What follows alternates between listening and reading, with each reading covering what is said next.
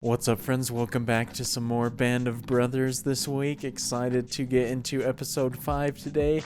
Really loved the last episode, had a lot of great moments, and we had a special guest appearance from James McAvoy, which was fantastic. I thought he did great in that episode, even though he died, and so we aren't going to see him again. Still cool to see him there, and it was cool seeing some of your guys' comments about how this show gave a lot of actors kind of like a boost. How a lot of the people that I recognize in this weren't really well known or hadn't been in that many big roles, and this was kind of a stepping stone into more prominent performances later on. So that's pretty cool that this show helped them out. And speaking of your comments, definitely appreciate all your guys' help in really understanding more about the details of this show, how all the military stuff is set up and organized, because as I've said, I really don't know anything when it comes to military structures or setups or anything like that, and so all those comments have really helped me out, and so I'm sure that will come in handy going forward in the series. I won't be as confused as often as I have with the first 4, and so I appreciate all your guys' comments with that so far, and I'm really looking forward to getting into this one. Obviously last time we had kind of our first major battle loss, and we lost a lot of people, and in addition to losing the battle there, they also had the city that they visited get attacked and probably destroyed. It looked like it was under a lot of fire there at the end of the episode whenever it showed that, but I'm really looking forward to this episode. Hopefully you guys are as well, and without further ado, let's go ahead and jump into episode 5. Whoa, let's go. This episode's directed by Tom Hanks. That's freaking awesome. I was wondering if he or Steven Spielberg was ever going to get involved in this. If you're a leader, you lead the way. Not just on the easy ones, you take the tough ones too. Seemed like he always made the right decisions along the way. He was a real soldier. Very clever for them not to reveal who they're talking about. They just used he. I would assume they're probably talking about Winters. Either that or Michael Kulitz's character. Denver, I think, was his name.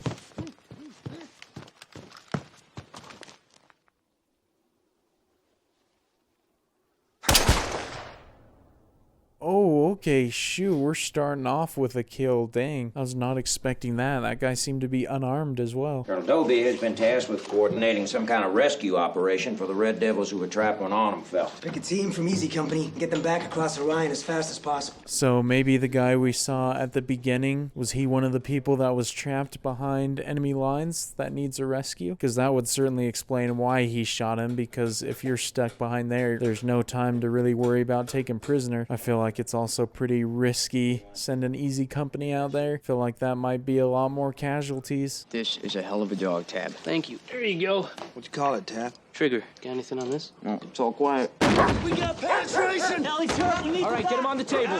Just like that, everything switches to level 10 intensity. Definitely gotta cherish any downtime you get, because you never know when you have to jump back into action and you won't get time to rest again.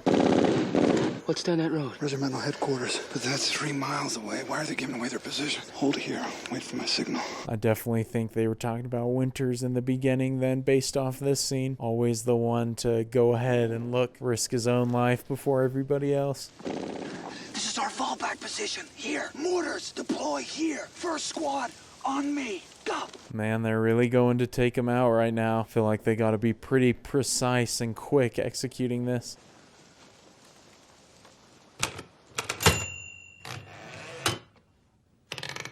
I really like the way it's intercutting between this footage of them on the battlefield and him typing up the report, of which I still assume is this moment right here. Second on the right, first on the right, third on the right. Nail the machine gun. Second on the left, first on the left. Oh, that's so freaking cool. Everybody gets an exact target to hit. Definitely the way to do it, man. Take as many out as possible in the first go.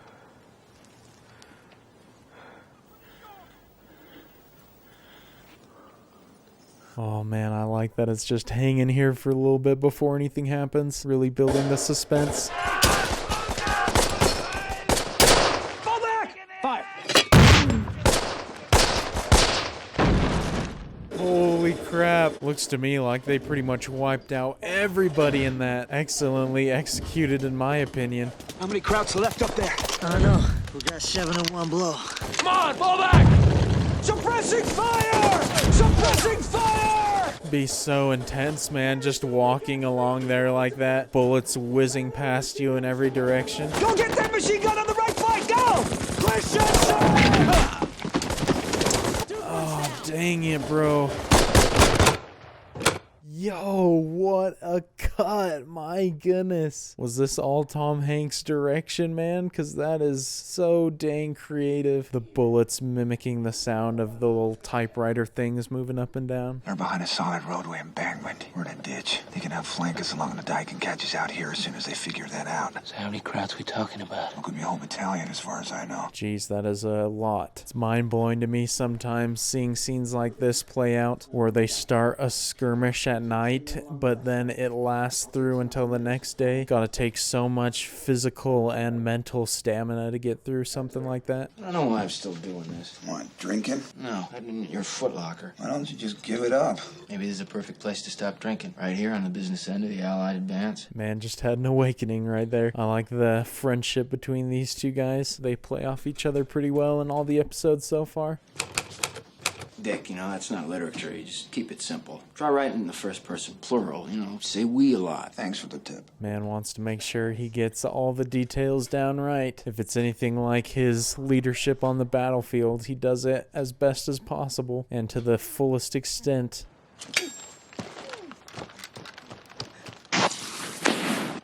No, wait for the signal. Oh, is he the one who was running at the beginning? Dang, I feel like it's starting to connect now. I like that it didn't show us who it was at the beginning, so it could kind of be a little bit of a mystery.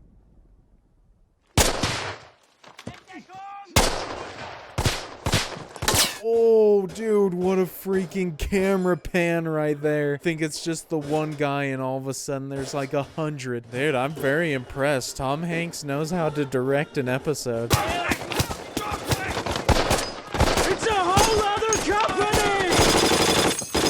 Oh man, these guys have their work cut out for them right now. I mean, it could almost be a good thing. They're destroying so many enemy soldiers. +1, strike 3, fire concentration, Charlie. Drop 200, left 100. And it doesn't seem like they're able to fight back much at all against this attack either. What's he saying? He's telling me that they're Polish. There ain't no Poles in the SS.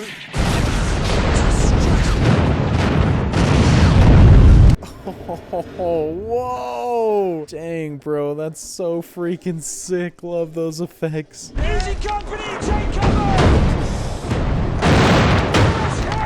Take cover! It's German artillery! Shoot, man, now it's starting to get a little more tense and heavy. Guess they just had to retreat momentarily before they started firing back. Pretty incredible what just this small band of people were able to do, though. Comparatively, their numbers are tiny to who they're fighting against right now. You have 1 round. Johnny, how many prisoners do we have? Got 11 right now, sir. You drop a prisoner, the rest will jump you. I want all prisoners back at Battalion CP alive. Oh, freaking great exchange. Love that dialogue. Dude can read the soldiers under his command well. Very smart. Doesn't want the same situation happening like what happened before when someone jumped out of an order and started shooting people.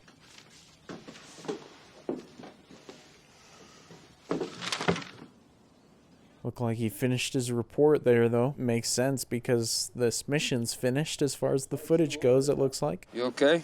Yeah, 1 killed. Who? Dugman. Wow, you're looking at 2 full companies of SS out there. About 50 dead, probably another 100 wounded. That's not bad for Dugman. Really like the writing of this episode. The dialogue has been great and as good of a trade-off as far as casualties go as he mentioned. Don't feel like that's going to console Winters at all for losing one of his men. It'd probably be so mentally taxing and just exhaustive to be a captain of a company or a platoon, whatever you're leading, because not only do you have to worry about yourself or your own life, but you have to worry about everybody else as well. How'd you feel about handling the battalion?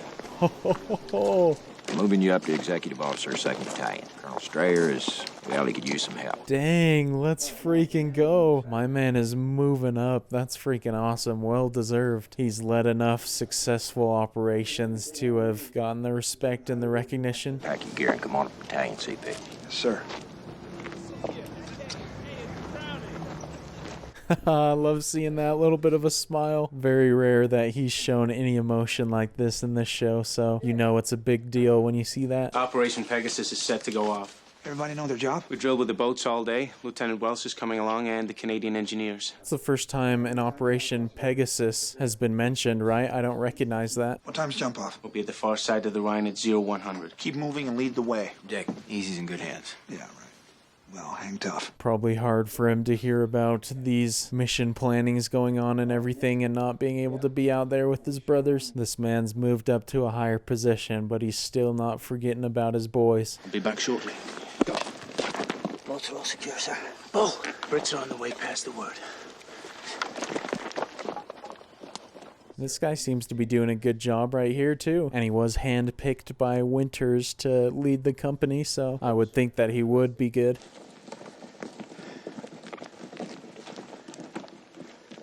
And here we all are. Oh, dang, that's so cool. So many people just hiding out. The American 101st have done the Red Devils a great service, making it possible for us to return and fight the enemy on another day. To Easy Company and Kurahi! Oh, okay, I get it now. Pegasus is the rescue mission that they were talking about at the beginning of the episode. That's awesome that they were successful. I was a little bit worried, but Heiliger definitely carried on the legacy well. Just hang tough. Train your new platoon leaders and trust your non-coms. Halt! It's moved! Hold your fire! Bro, what the heck just happened? These trigger-happy dudes keep friendly firing. Bro, that's not the same guy who stabbed somebody earlier, is it? Stretcher! You give morphine? Yeah. How much? Oh, I can't remember. 2, 3 syrettes, maybe? 3 syrettes, maybe? Yeah. Jesus Christ, were you trying to kill him? Fetch, man, that's so freaking upsetting. Winters might have to go back now at this point, although I would assume that they probably would just call someone else, because that was Heiliger that got shot, right? Got a letter for you here from Moose, Lieutenant Heiliger, sir. It's recovering, but it's gonna be a long haul. Thanks, Bill. I wonder if Winters will pick the new guy to replace Heiliger in the meantime, or maybe they don't even need someone at the moment. What are you telling me? You, my friend, are headed to Paris. That's a 48-hour pass. It's been decided that you need a little dose of civilization. Bon voyage. Dang, alright. I would be excited about that trip. I wonder if something significant is going to happen while he's there. He seems like a pretty focused guy, so I would assume that he wouldn't lose focus because of it. Probably just nice to relax, just in general.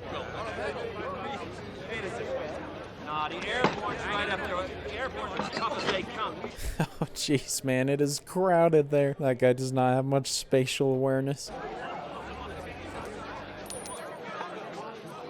Such a cool shot, man. Oh, here we go. Another creative transition. I love it. They're getting really fancy. They're showing off now. But I was going to say that was cool to see the Eiffel Tower there in the background.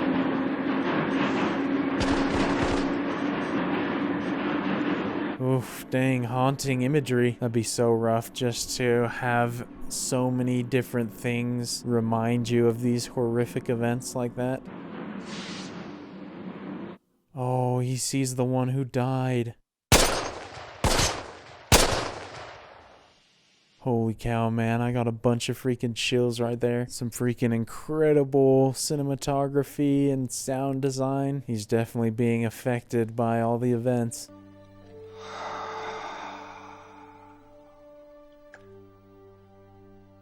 It's a cool frame right there. I really like the way that Winter's character is being portrayed in this episode. Definitely giving him a lot of humanity, because war can a lot of times just kind of harden you and make you lose some of that humanity, I would guess. K-rations, as many as you can scrounge. We don't know if we'll be resupplied or not. Yes, sir. What about ammo? There is no more ammo. Distribute it amongst the men as best you can, so at least everybody has something.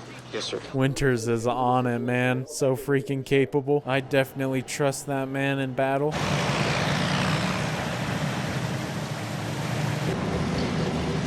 Maybe it's just me and I'm completely unexperienced with battle situations, but it stresses me out whenever I see convoys like this moving so close together, because I feel like it'd be very easy to take multiple out when they're not very spaced. You got extra socks? A pair.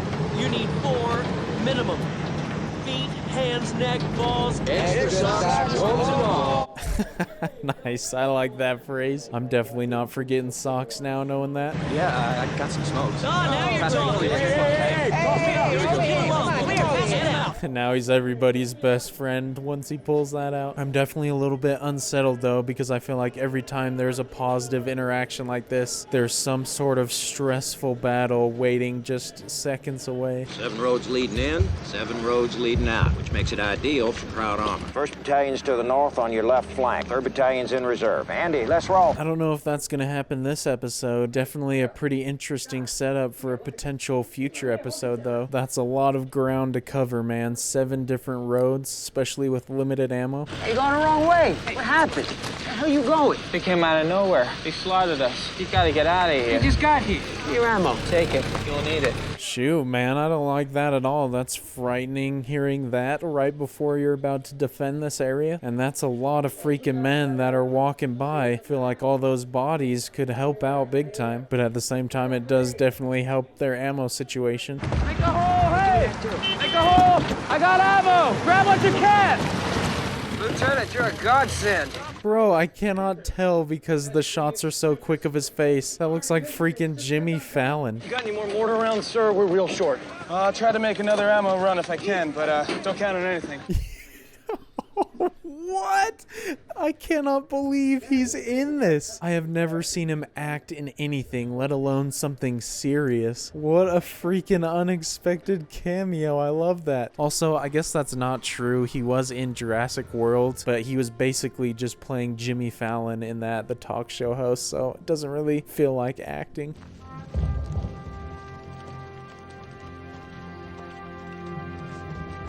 Love that shot of the Crossroads. Who knew that Jimmy Fallon would be the one that came in clutch for him right here when they need it?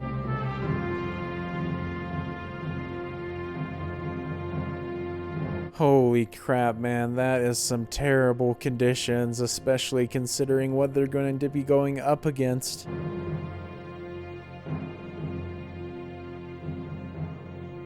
I like that quote right there.